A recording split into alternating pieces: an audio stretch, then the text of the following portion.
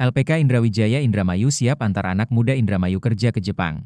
Indramayu, Jaya News.com, Lembaga Pelatihan Kerja, LPK, Indrawijaya Kabupaten Indramayu membuka pendaftaran dan program Tokutei no SSW dan Magang Jepang tahun 2026. Kuota 140 orang untuk 4 bidang, KIGO perawat lansia, pertanian, pengolahan makanan, dan konstruksi, dengan gaji pokok 18-25 juta per bulan. Direktur LPK Indrawijaya Indramayu, Andri, Rabu 22 April 2026 menegaskan lembaganya fokus menyiapkan anak muda Indramayu kerja legal, aman, dan bersertifikat.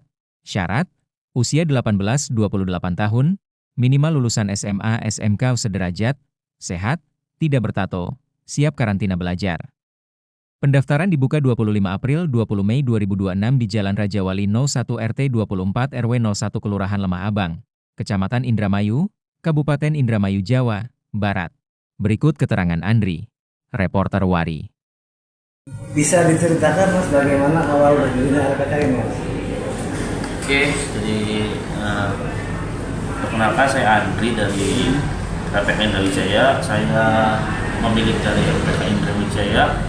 Awal muala berdiri LPK Indrawijaya itu seperti yang sudah saya sampaikan ke beberapa pertemuan dengan yang lain, bahwa PK Indrawijaya tercipta itu karena kita adalah alumni magang ke Jepang atau pekerja Jepang. Nah, setelah pulang ke Indonesia, saya lanjut kuliah sastra Jepang juga. Kemudian dengan basic yang ada, pengalaman ke Jepang, bahasa Jepang yang saya punya, saya lebih suka kewirausahaan. Jadi gimana nih bikin usaha supaya bisa membantu masyarakat umum, khususnya orang Indramayu, untuk bisa bekerja ke Jepang. Nah, dengan alasan itu saya bikin LPK Indrawijaya, Pak. Alhamdulillah sekarang juga sudah berjalan. Kita pun sudah ratusan, kayak 300 sampai 500 orang sudah berangkat juga dengan berbagai macam program. Jadi seperti itu, Pak, story-nya.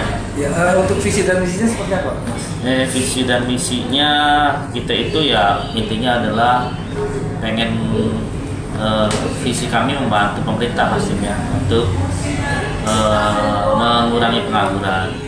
Visinya dengan adanya pelatihan LPK Indrawijaya ini bisa membantu menambah wawasan pendidikan khususnya dalam bahasa Jepang.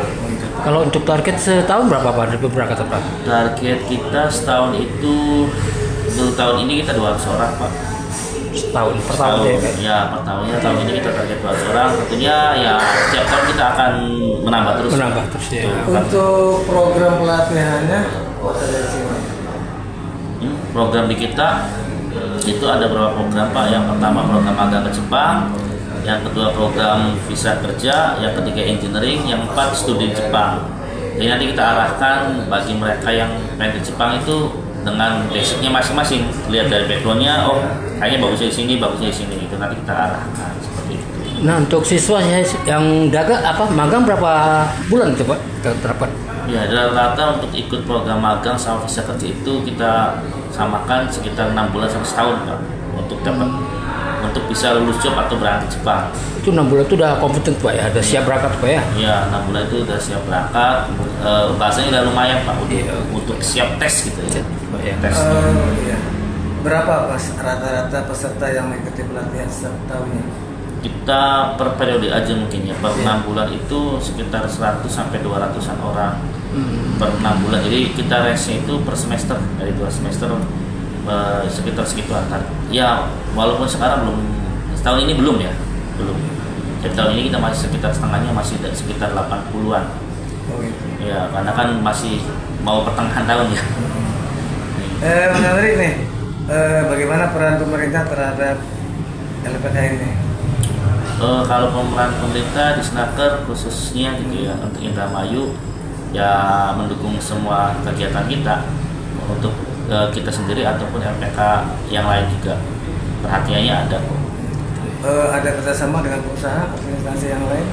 Pastinya penyaluran kerjanya itu. Pastinya Pak, kita ada kerjasama untuk penyaluran kerja dengan perusahaan lain.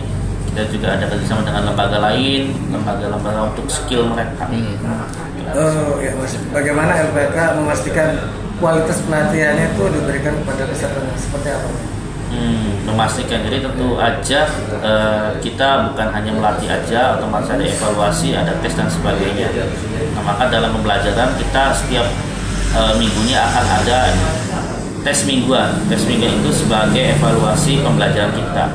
Jadi per bulan per minggu ya kita cek materinya sampai apa tidak. Kalau tidak sampai kita ulang lagi minggu berikutnya, sampai di target bulan tertentu kita akan ikutkan ujian sertifikasi bahasanya. Nah, dari situ kita lihat target kita tercapai tidak. Kalau tidak tercapai, kita gratis mengulang sampai mendapatkan sertifikat itu. Mas, bagaimana Mas respon masyarakat terhadap LPK ini? Respon masyarakat baik di masyarakat di sekitar kita sendiri ataupun di lingkungan luas ya. Kita juga sudah banyak dikenal sama masyarakat lain. Banyak sekali yang sudah mengenal kita, siswa-siswa kita juga. Jadi mereka juga mendukung, mereka juga terbantu dengan ada kita UMKM ya, makanya juga terbantu. Jadi warga masyarakat sekitar malah mendukung, menjadikan masyarakat sekitarnya ramai, membantu juga anak-anaknya bisa ke Jepang. Mas, ada rencana pengembangan LPK ke depannya? Kita terus berkembang, kita berkembang. Sekarang aja kita sudah mulai rencana buka gitu ya di daerah-daerah lain atau kecamatan lain. Terkait biaya dan pembiayaan Pak. Biaya pembiayaan kita biaya belajarnya itu 6 juta Pak. 6 juta itu kita gratis mengulang sampai dia dapat job.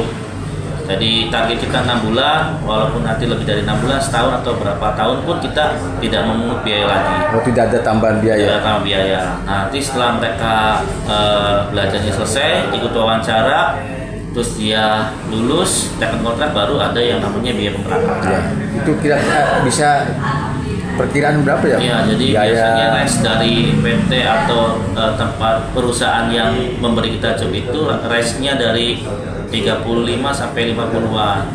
Itu juga nanti tersedia dana talangan. Jadi mereka yang kesulitan soal biaya, kita bisa bantu dengan dana talangan itu. Ada dana talangannya ya? Ada aman. Jadi mereka yang kesulitan biaya, kita bisa bantu juga. Nah, untuk LPK kita ini Pak yang diutamakan perempuan atau laki-laki Pak? Keduanya Pak. Jadi kita tidak membedakan laki-laki dan perempuan. Tapi memang job datang itu tidak terjadwal. Kadang lagi banyak perempuan, kadang lagi banyak laki-laki. Itu pun sama. Pas siswa-siswa kita pun kadang banyaknya perempuan, banyaknya laki-laki. Jadi tergantung daripada kosongan kota di sana Pak ya. Kosongan kota di sana kayak gitu. Oke. Oke, satu lagi Mas. Ya. Harapan Mas ini terhadap peserta setelah menyelesaikan pelatihan itu seperti apa?